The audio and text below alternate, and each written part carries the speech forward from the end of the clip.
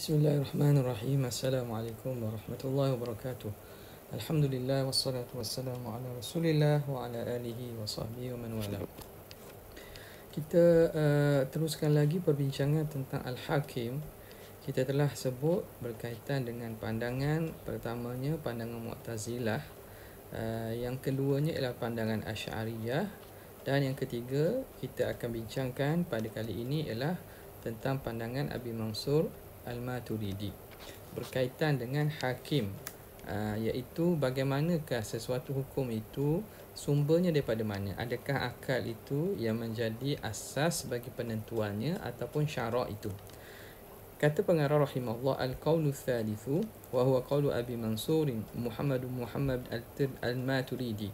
Abi Mansur Muhammad ibnu Muhammadin Al-Maturidi wa huwa ma dhahaba ilaihi muhaqqiqul Hanafiyyati wa ba'dul usuliyin. Ini pandangan Al-Maturidi dan juga pandangan ulama-ulama muhaqqiq di kalangan mazhab Hanafi dan juga sebahagian ulama usul.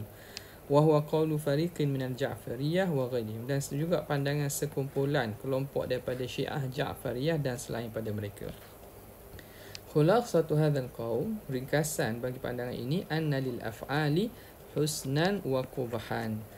Bagi perbuatan itu ada keelokan dan keburukannya. Elok dan buruk itu memang sifat perbuatan itu bersifat dengan sifat itu. Yastati'ul aqlu idrakaha, yang mampu oleh akal untuk memahaminya. Fi mu'dhamil af'al, pada kebanyakan perbuatan. Bina'an ala ma fil fi'li min sifatin, dibina atas apa yang ada pada perbuatan tu daripada sifat-sifat. Wa ma yatarattabu, dan apa yang menghasilkan, yang mendatangkan min masaliha, daripada maslahah wa mafasidah, dan mafsadah.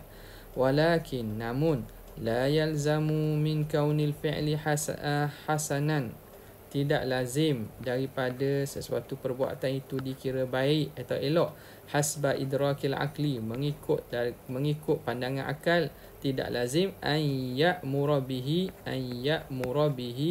asy-syar'u, bahawa syarak akan suruh. Tak mesti benda baik itu syarak akan suruh.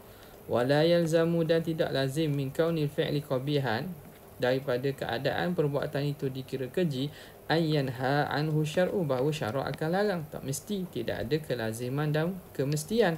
Li'anna al-uqula, kerana akal itu mahma nadajat, selagi mana dia itu matang, sematang mana pun, fahiya qasiratun, dia tetap kurang. Akal itu tetap dia kurang, tetap dia lemah. Wa mahma tasa'at, lagi mana luas akal itu, fahiya naqisah, tetap dia itu kurang.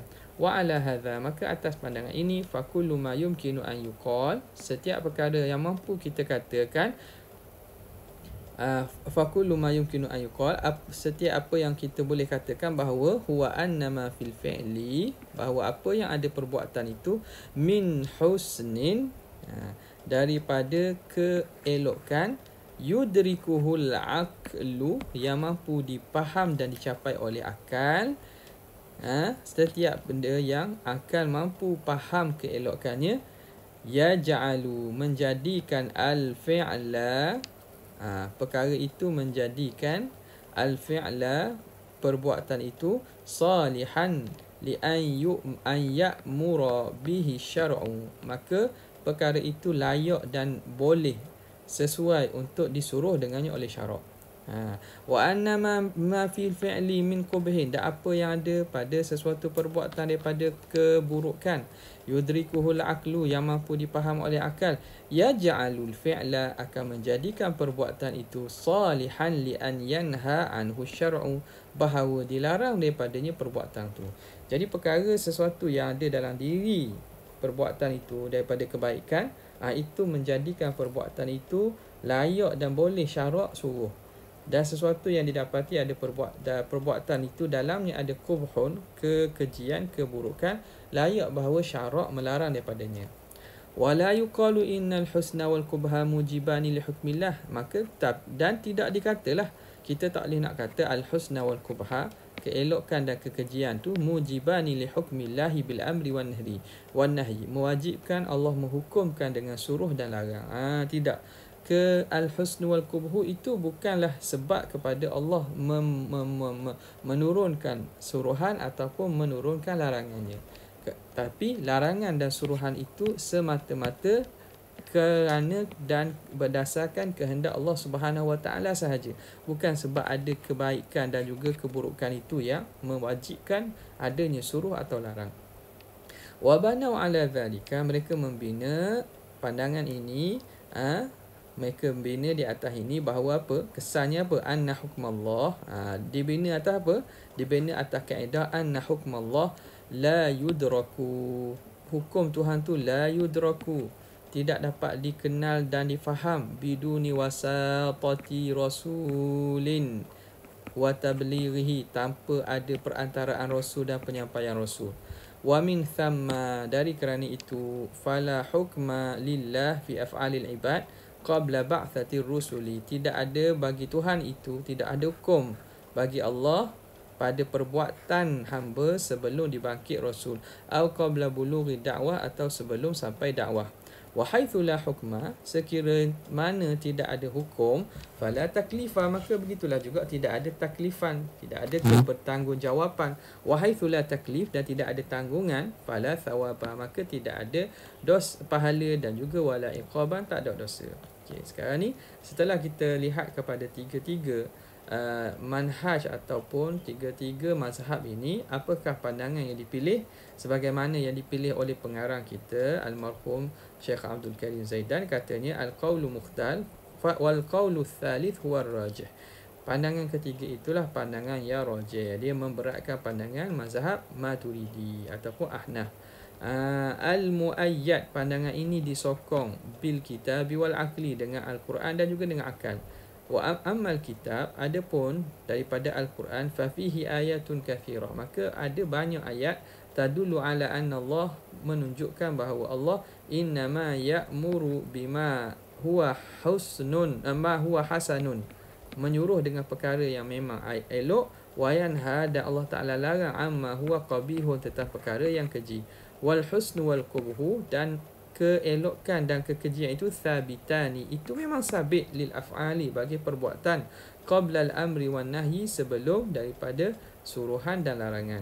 Wa minha, dan di antaranya qaulullah ta'ala innallaha ya'muru bil adli wal ihsani wa ita'i dzil qurba wa yanha 'anil fahsya'i wal munkari wal baghi, sesungguhnya Allah menyuruh dengan melakukan keadilan, berbuat baik, memberi makan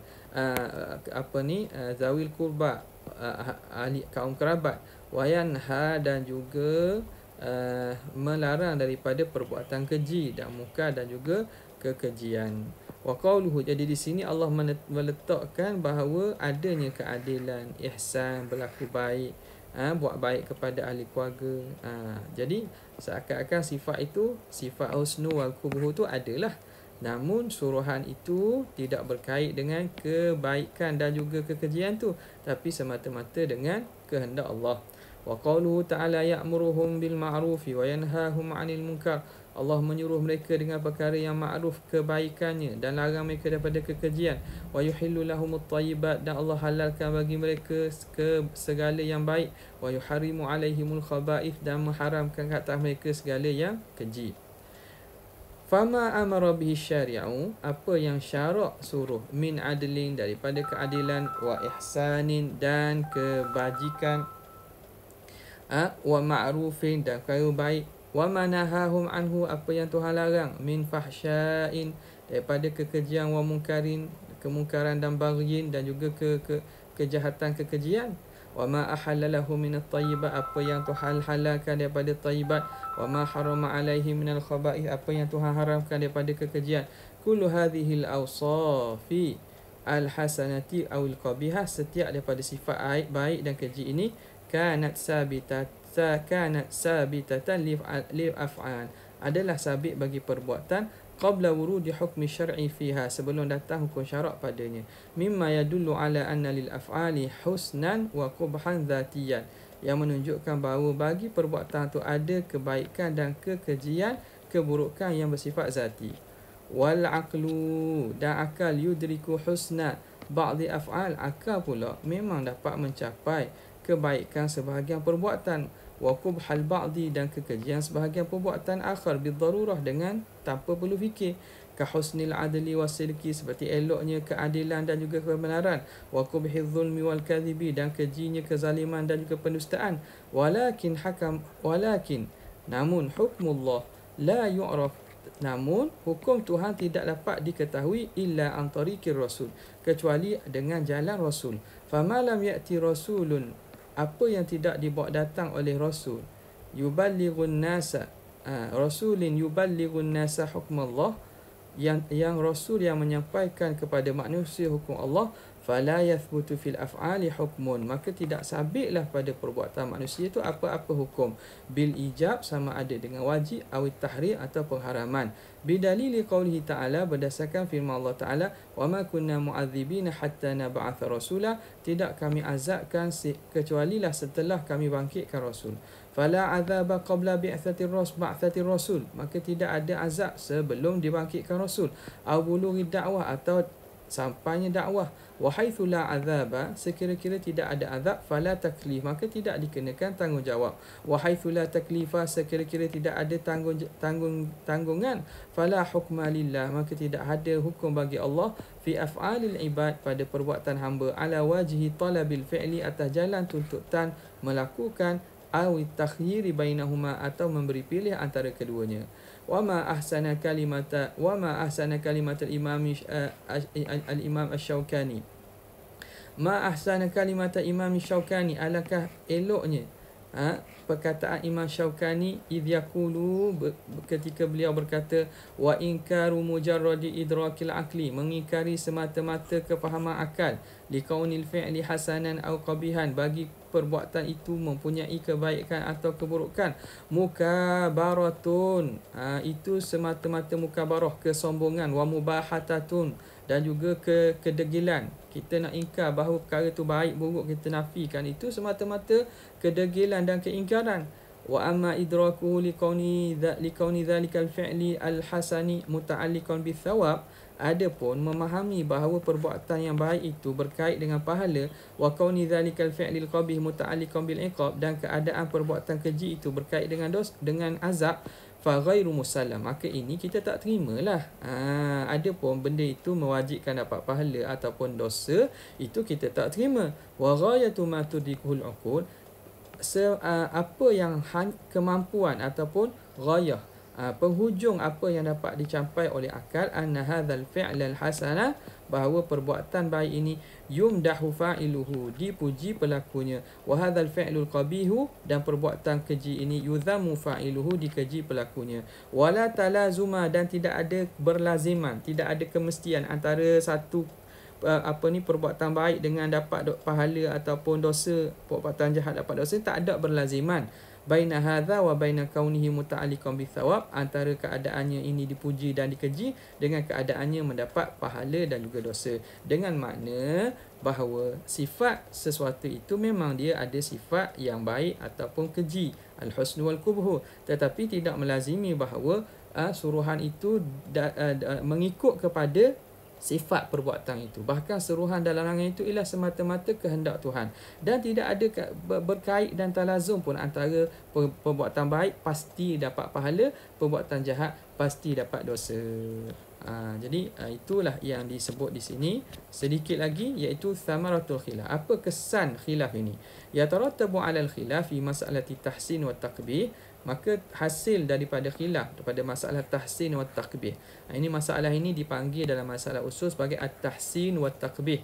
Membilang elok atau membilang kejinya itu adakah aqliyan atau syar'iyan? Adakah dia ditentukan oleh akal atau ditentukan oleh syarak? Khilafnya kat mana? Berlaku pertamanya, man lam tablughu da'watul Islam atau da'watul Rasul, orang yang tidak sampai dakwah Islam dan dakwah Rasul ala wajhil umum, atas jalan umum, fa indal mu'tazilah, di sisi mu'tazilah, yu'akhadhu bi fi'lihi, akan dihukum dengan perbuatannya, akan dapat hukuman juga, wa yuhasabu, akan dihisab, ala a'malihi, lianna matluba minhu, kerana yang dituntut ialah fi'lu ma adrakal aqlu husnahu, kerana dia dituntut melakukan apa yang akal mendapati elok dia, wa tarku ma adrakal aqlu qubhahu, apa yang akal dapat faham keburukan, dia wajib tinggal. Hadza huwa hukmullah. Dan inilah apa yang akan tentukan itulah sendiri hukum Tuhan.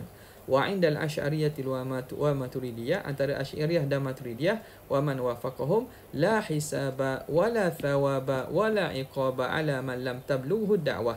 Tidak ada hisab, tak ada pahala, tak ada seksaan atas orang yang tak sampai dakwah, ya.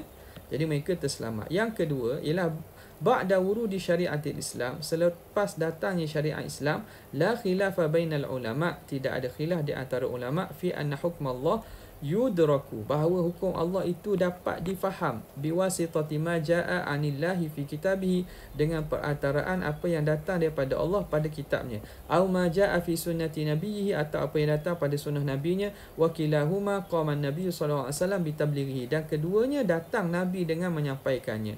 Walakin idza lam yakun fil mas'alati hukmun min asy-syar'i, tetapi jika tidak ada pada sesuatu masalah isu itu hukum daripada syarak, fa innal qailina bil qaulil awal, mereka yang berpandangan dengan pandangan yang pertama, at-tahsin wa taqbih ni, bil elok tahsin takbih akliyah ni, iaitu mazhab Mu'tazilah ni, mereka kata qalu bi anna al-aqla yakunu masdaran lil hukmi, akal itu boleh menjadi sumber kepada hukum.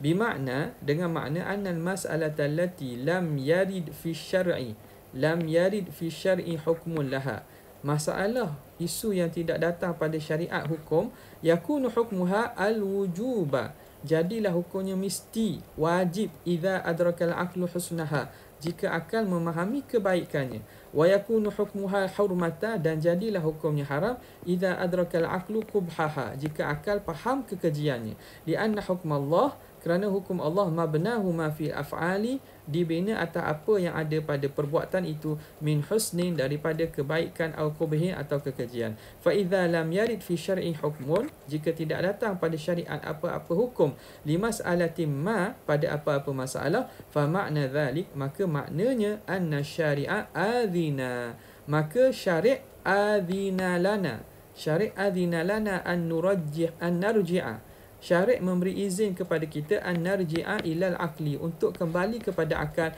linastamidda minhu, untuk kita mengambil daripada akal, al hukma, akan hukum, binaan ala ma fil fi'li, kerana dibina atas apa yang ada pada perbuatan itu, min husnin au qubhin, daripada kebaikan dan kekejian. Wa ala ra'i ashabil qawli tsani wa tsalits, ini pandangan atas pandangan Mu'tazilah.